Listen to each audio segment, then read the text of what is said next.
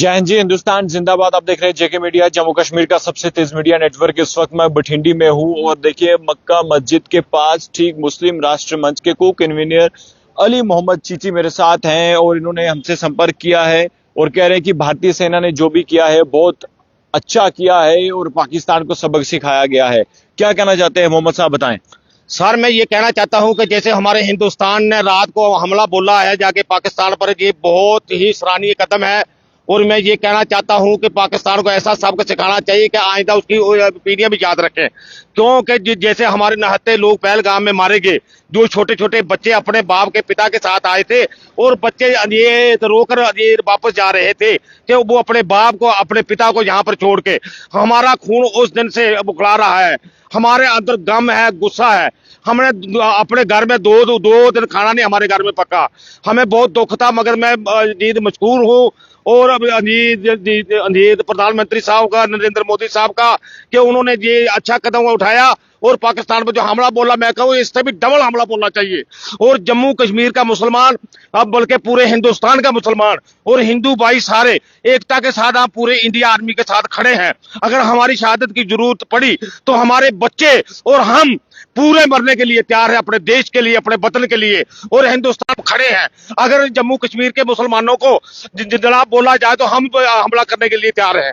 और मैं ये कहना चाहता हूं प्रधानमंत्री साहब, आप ये फिक्र मत करें, आपके साथ पूरे जम्मू कश्मीर का मुसलमान, पूरे जम्मू कश्मीर के अवाम, पूरे हिंदुस्तान की अवाम आपके साथ खड़ी है। और आप पाकिस्तान पर ताकि उसकी आने वाली पीढ़ियां भी याद रखें कि जैसे हमारे भाईचारे को वो ठेस पहुंचाता है, हमारे पर हमले करता है, हमारे पर मिलिटेंट जो उसने पाल के रखे हैं, जो हिंदुस्तान के रात को आर्मी ने हमला किया, उनको तबाह किया, नस्तोनबूस किया। मैं ये कहना चाहता हूं कि यहाँ जहाँ वो बैठे हैं, उनके यहाँ जहाँ ठिकाने हैं, उनको खत्म किया जाए, उनको मारा जाए, ताकि आइंदा आने वाले उनकी पीढ़ियां, उनकी औलाद भी याद रखे कि हिंदुस्तान ने हमारे पर हमला किया था, जैसे पहले भी सबको सिखाया 1971 में पाकिस्तान को। इस बार भी पहली बार भी सर्जिकल स्ट्राइक हुई, इस बार जो हमला बोला है, हम ये बहुत मशहूर है प्रधानमंत्री मोदी साहब के मुस्लिम राष्ट्रीय मंच, ये कहना चाहते हैं हिंदुस्तान का मुस्लिम राष्ट्रीय मंच के जो लोग हैं, मुसलमान हैं, हिंदू है, सिख है, ईसाई है, हम सब एकता के साथ खड़े हैं,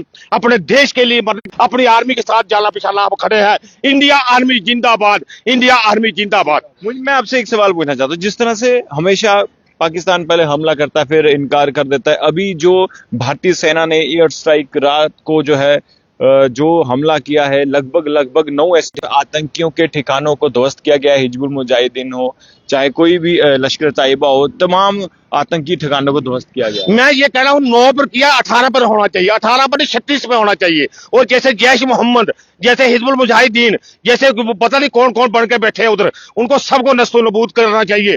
और हिंदुस्तान हमारा जिंदाबाद है, जिंदाबाद रहेगा इंशाल्लाह। हमें अपने देश के लिए मैं ये बलिदान देने के लिए, मैं और मेरी औलाद, आने वाली हमारी औलाद ये कुर्बानी देने के लिए तैयार है। अभी जिस तरह से बात की जाए, सब लोग यही कह रहे थे कि पाकिस्तान को सबक सिखाया जाए, क्योंकि पहलगाम के बाईसरन में जो आतंकियों ने जो काराना हरकत की, धर्म पूछकर सर पे गोली मारी गई, उसका पूरा देश यही कह रहा था। यहाँ पर भी प्रदर्शन हुआ बठिंडी में, अब फिर आप प्रदर्शन कर रहे हैं। क्या लग रहा है कि पाकिस्तान को किस तरह का सबक सिखाना चाहिए कि ताकि एक ही बार पाकिस्तान को समझ आ जाए? धर्म पूछकर उन्होंने इसलिए हमला किया था कि हमारे भाईचारे को ठेस पहुंचाने के लिए, कि इनका भाईचारा खत्म हो। मगर हमारा हिंदू, मुस्लिम, सिख, ईसाई आपस में सब भाई भाई, हम हिंदुस्तान के आवाम, हिंदुस्तान के लोग एक हैं और इंशाल्लाह आगे भी एक रहेंगे। हमारा भाईचारा कभी नहीं टूट सकता। और मैं ये कहना चाहता हूं हिंदुस्तान की गवर्नमेंट को, प्रधानमंत्री साहब को, होम मिनिस्टर अमित शाह जी को, आपके साथ पूरे हिंदुस्तान के लोग खड़े हैं। आप उनके पर हमला करिए, उनको नस्तोनबूद करिए, ताकि आने वाले टाइम में वो सोच भी न सके। अभी जिस तरह से बात की जाए, हमेशा मुस्लिम राष्ट्र मंच जो है देश के लिए आगे आती है जब भी कोई मंच सामने आती है, तो क्या लग रहा है कि इस वक्त कितना जरूरी है एक होना और एक होकर जो है दुश्मनों को नष्ट? मैं ये कहना चाहता हूं कि मुस्लिम राष्ट्रीय मंच ने सदा ये देश के लिए, समाज के लिए, एकता के लिए काम किया है।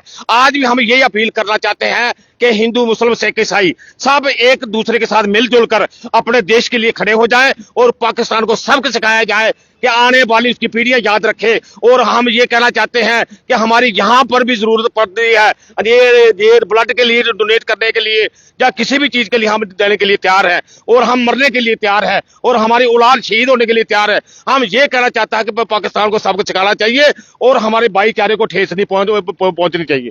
तो अगर मुश्किल समय में आप सब लोग जो है पूरे समाज के साथ हैं। मैं पूरे हिंदुस्तान के अवाम के साथ, हिंदुस्तान की आर्मी के साथ, आर्मी को किसी टाइम भी हमारी जरूरत पड़ती है, ब्लड की जरूरत पड़ती है, किसी चीज की जरूरत पड़ती है, हम अपना पूरा खून निकालने के लिए तैयार हैं हिंदुस्तान का आर्मी के लिए। और हिंदुस्तान आर्मी जिंदाबाद, अजीत हिंदुस्तान जिंदाबाद। चलिए शुक्रिया जी। तो मुस्लिम राष्ट्र मंच के को कन्वीनर हैं और अली मोहम्मद चीची।